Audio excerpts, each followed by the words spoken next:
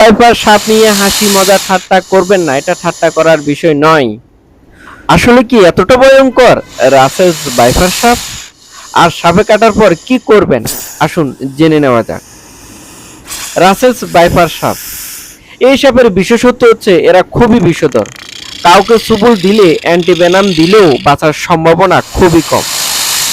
এই সাপের প্রধান খাদ্য হচ্ছে টিকটিকি, ব্যাঙ, ইঁদুর, তাই বসতঘরে ক্রমেই ঢুকে পড়ছে এই সাপ। আরো ভয়ঙ্কর ব্যাপার হলো অন্য সাপ সাধারণত নিজের আক্রান্ত হলে সবল দিতে আসে, না হয় পালিয়ে যাওয়ার চেষ্টা করে, কিন্তু রাসেলস ভাইপার সাপ দূর থেকে মানুষ দেখলে তেড়ে আসে, কামড় দেওয়ার চেষ্টা করে।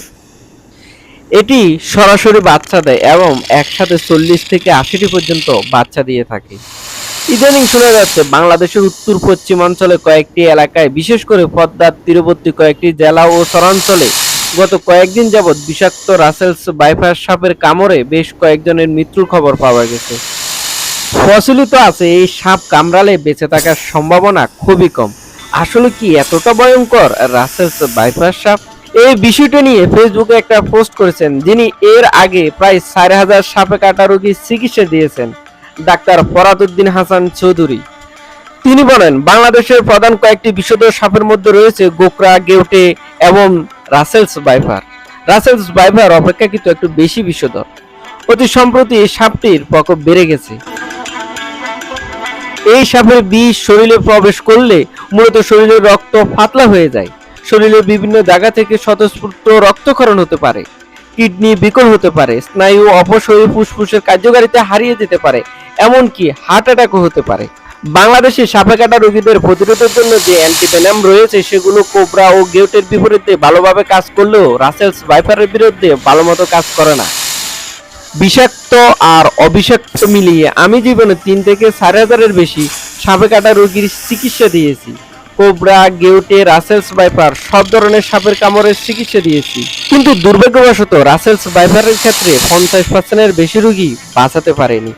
তবে আক্রান্ত হবার পরপরই দ্রুত সময়ে হাসপাতালে আসলে অতি দ্রুত অ্যান্টিভেনাম শুরু করলে ও সাপোর্টিভ চিকিৎসা যেমন ডায়ালাইসিস ও ভেন্টিলেশন ইত্যাদি দিলে রোগী বাঁচানো সম্ভব বলে আমি মনে করি।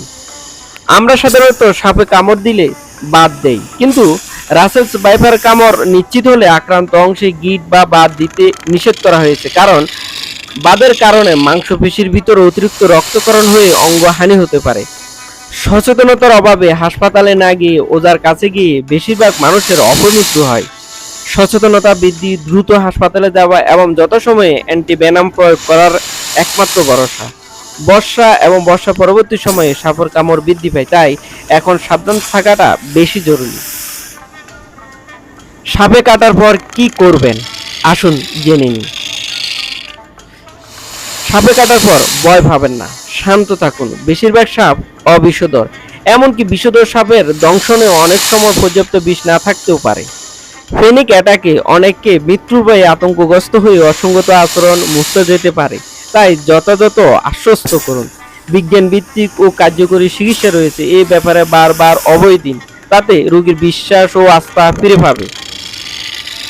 মারাত্মক বৃষ্টি হতে সময় লাগে, ততক্ষণ আপনি হাসপাতালে পৌঁছে যেতে পারবেন। 24 ঘন্টার মধ্যে সাধারণত বেশিরভাগ লক্ষণ প্রকাশ পায় বিষধর সাপ হলে। যে হাতে বা পায়ে কামড় দিয়েছে সেটা নিশ্চল রাখুন, অর্থাৎ পায়ে কামড় দিলে হাঁটাহাঁটি করবেন না, এবং হাতে যদি কামড় দিয়ে থাকে তাহলে হাত বেশি নাড়াচাড়া করবেন না। নাড়াচাড়া বা মাংসপেশি সংকোচনের ফলে বিষ দ্রুত রক্তের মাধ্যমে শরীরে ছড়িয়ে পড়ে বিষক্রিয়ার সৃষ্টি করতে পারে, তাই যথাসম্ভব শান্ত ও ধীর থাকুন। সুতা, শক্ত লাইলেনের রশি, তার ইত্যাদি দিয়ে গিট দিবেন না, এতে হিতে বিপরীত হতে পারে। রক্ত সরবরাহ বন্ধ হয়ে হাতে পায়ে পছন্দের দীর্ঘমেয়াদী জটিলতা দেখা দিতে পারে, অনেকের বিকলাঙ্গ হতে পারে দীর্ঘদিন চিকিৎসার পরও। গামছা বা চড়া কাপড় দিয়ে হালকা একটি গিট দেওয়া যেতে পারে, তবে এর ফলে বিষ অবরোধ করা যাবে না বা গিটের উপকারিতা নিয়ে বৈজ্ঞান ভিত্তিক কোনো প্রমাণ নেই। যেখানে কামড় দিয়েছে সেখানে সাবান দিয়ে ভালোভাবে ধুয়ে নিন, খালি হাতে ক্ষতস্থান ওয়াশ করবেন না, অন্তত হাতে গ্লাভস কিংবা পলিথিন মুড়িয়ে নিন। অ্যান্টিসেপটিক মলম থাকলে ক্ষতস্থানে লাগানো যেতে পারে। দংশিত স্থান কাটবেন না, সুই ফুটাবেন না, গাছ গাছালির রস, গোবর, চুলার মাটি কিংবা কোনো প্রকার প্রলেপ দিবেন না, এতে সংক্রামকের ঝুঁকি বাড়ে।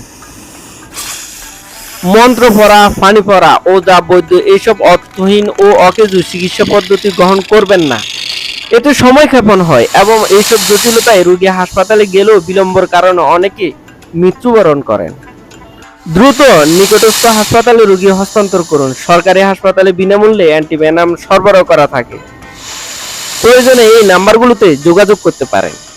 এছাড়াও মনে রাখবেন, বিষধর সাপের দংশনের ফলে ব্যথা, ফুলা, রক্তক্ষরণ, প্যারালাইসিস, শক, চোখ বুজে আসা, নাকি স্বরে কথা বলা, কথা বলতে অসুবিধা কিংবা মুখ দিয়ে লালা জড়া সহ ইত্যাদি সিমটম দেখা দিলে নিবিড় পর্যবেক্ষণ রেখে সাপের বিষের ওষুধ বা অ্যান্টিভেনাম প্রয়োগ করা হয়ে থাকে।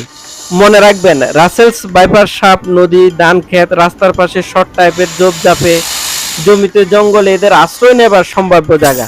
পানিতেও অতি দ্রুত চলতে পারে এই সাপটি, মাটিতেও ভয়ঙ্কর দ্রুত গতিতে চলতে পারে। সুতরাং সতর্ক থাকুন। এ পর্যন্ত বাংলাদেশে রাসেলস ভাইপার সাপ পাওয়া গেছে 25টি জেলায়। এই প্রাণঘাতী সাপটি থেকে আমরা নিজেদের সতর্ক রাখি, অন্যদের সতর্ক করি, সবাই সতর্কভাবে চলাফেরা করি। গ্রামগঞ্জে রাতে চলার সময় অবশ্যই টর্চ লাইট ব্যবহার করুন। রাসেলস ভাইপার সাপ নিয়ে হাসি মজা ঠাট্টা করবেন না, এটা ঠাট্টা করার বিষয় নয়। সবাই সতর্ক থাকুন, পরিবারের সবাইকে নিয়ে হাসি খুশি আর আনন্দে আপনাদের দিনগুলো কাটুক সেই কামনা করি। ভালো থাকবেন সবাই। আল্লাহ হাফেজ।